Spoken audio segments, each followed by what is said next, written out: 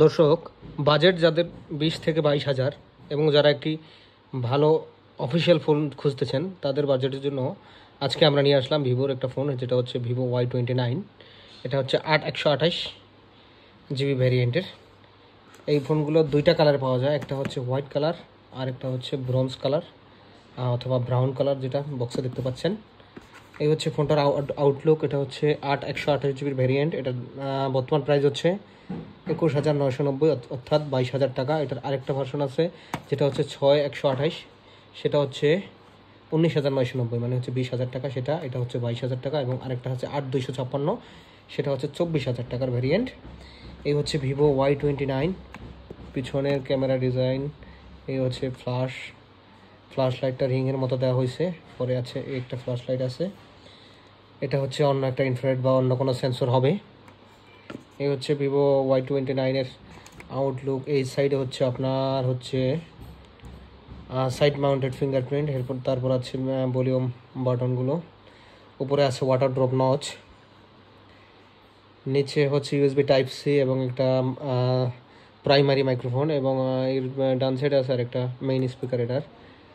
আর উপরে আরেকটা স্পিকার আছে খুব সম্ভবত, আমার জানা নেই। এই ফোনটার সাইড ফ্রেমটা দেখতে কিছুটা মেটালের মতো, এরকম অ্যালুমিনিয়াম কালার করে দেওয়াতে কিছুটা মেটালের মতো অথবা স্টেনলেস স্টিলের মতো লুক আসছে ফোনটাতে। অফিসিয়াল ডিভাইস হিসেবে 12 মাস ওয়ারেন্টি হিসেবে ফোনটা ভালোই করেছে লুকিং। 20-22 যাদের বাজেট তারা অফিসিয়াল ডিভাইস হিসেবে এটা নিতে পারেন। সো এবার বক্স কন্টেন্টে কী আছে সেগুলো আপনাদের দেখাবো। প্রথমে ফোনটার সাথে একটা পলি কভার থাকবে।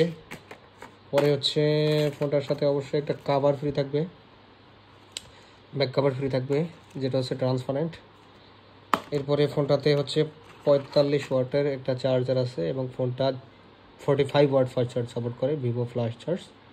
এটা হচ্ছে 44 ওয়াট, 44 ওয়াটের চার্জার এতে আছে। এবং এটাতে ইউএসবি A টু USB-C, ওই যে দেখতেই পাচ্ছেন USB A টু USB-C কেবল আছে, এবং একটা সিম এজেক্টর পিন আছে। এবং পিছনে যদি আমরা স্পেসিফিকেশনটাগুলো দেখি ফোনটার, তাহলে ফোনগুলো হচ্ছে 4G ফোন, 5G তাইনি। র্যাম লেখা আছে 8/128, 2025 সালের এই তৈরি, ফেব্রুয়ারির তৈরি। আরেকটা ভালো দিক হচ্ছে ফোনটা 6500 mAh ব্যাটারি এবং 44 ওয়াট ফাস্ট চার্জ। যেহেতু 6500 mAh ব্যাটারি, আপনারা খুবই ভালো ব্যাটারি ব্যাকআপ ফোনটাতে পাবেন। এবং হচ্ছে আরেকটা ভালো বিষয় হচ্ছে ফোনটাতে স্ন্যাপড্রাগনের প্রসেসর দেওয়া হয়েছে, স্ন্যাপড্রাগন 685 প্রসেসর দেওয়া হয়েছে, যেখানে অন্য ফোনগুলোতে মিডিয়াটেকের প্রসেসর দেয়। ভিভো সাধারণত মিডিয়াটেক বা SoC যে প্রসেসরগুলো আছে সেই নিম্নমানের প্রসেসরগুলো ব্যবহার করতেছে। কিন্তু একটা ভালো দিক হচ্ছে ফোনটাতে স্ন্যাপড্রাগন 685 প্রসেসর ব্যবহার করা হয়েছে। এবং কিছু একটা কি জানি প্রুফ এটাতে আছে ডিসপ্লেতে, resistance ultra drop resistance cover glass protection ফোনটাতে আছে। এবং আরেকটা অপশন আছে AI ইরেজ। যাই হোক, ওরকম বড় কোনো ফিচার না। তো 20,000 টাকা বাজেট হিসেবে এবং 6,500 mAh ব্যাটারি এবং 44 ওয়াট ফাস্ট চার্জ, সাথে ভিভোর সফটওয়্যার অপটিমাইজেশন ভালো, আপনারা বরাবরই জানেন। রেডমি ফোনগুলো আমি একটু কিছু ফোন বর্তমানে অ্যাভয়েড করি, তাদের সফটওয়্যারের বিভিন্ন সফটওয়্যারের বাগ বা সফটওয়্যার পারফরমেন্সের কারণে। সেই দিক দিয়ে আপনার এই ভিভোর অথবা রিয়েলমি এগুলোর সফটওয়্যার বা UI পারফরমেন্স ভালো হয়ে থাকে, এগুলো অপটিমাইজ হয়ে থাকে, তেমন কোনো সমস্যা এগুলো সফটওয়্যারে থাকে না। সে কারণে আমি এগুলো ভিভোর ফোনগুলো অনেককে সাজেস্ট করি। সাথে সাথে যাদের সফটওয়্যার নিয়ে কোনো প্রবলেম নাই, যাদের সফটওয়্যার নিয়ে কোনো প্যারা নেই, তারা ওই শাওমির ফোনগুলো ব্যবহার করতে পারে, কোনো সমস্যা নেই নির্দ্বিধায়।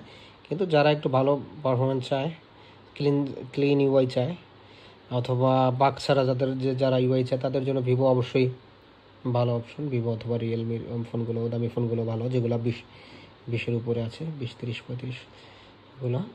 যাই হোক, ফোনটা হচ্ছে এই হচ্ছে আপনারা দেখতে পাচ্ছেন ফোনটা অ্যান্ড্রয়েড 15 ভার্সনে মার্কেটে আসছে। এক্সপেন্ডেবল রম আছে, 8GB র্যাম এটাতে এক্সটেন্ড করা যায়। আচ্ছা, ফোনের র্যামটা যদি আমরা দেখাই আপনাদের, এই হচ্ছে সফটওয়্যার আপডেট। যাই হোক, অ্যান্ড্রয়েড 15-এ আছে, ফান্টাস অপারেটিং সিস্টেম 15-এ আছে। 14 একটা মেজর অ্যান্ড্রয়েড আপডেট তো অবশ্যই পাওয়া যাবে। 15 অ্যান্ড্রয়েড আপডেট যেহেতু আছে, 16, 17 ফোনটাতে অবশ্যই পাওয়া যাবে। যাই হোক, এই ছিল আজকের মতোই। ভালো থাকবেন সবাই। পরবর্তীতে অন্য কোনো ভিডিও বা অন্য কোনো রিভিউ আমরা নিয়ে আপনাদের সামনে হাজির হবো। ভালো থাকবেন সবাই এবং আমার চ্যানেলটাতে অবশ্যই সাবস্ক্রাইব করবেন এবং সাপোর্ট করবেন। ধন্যবাদ, ভালো থাকবেন সবাই।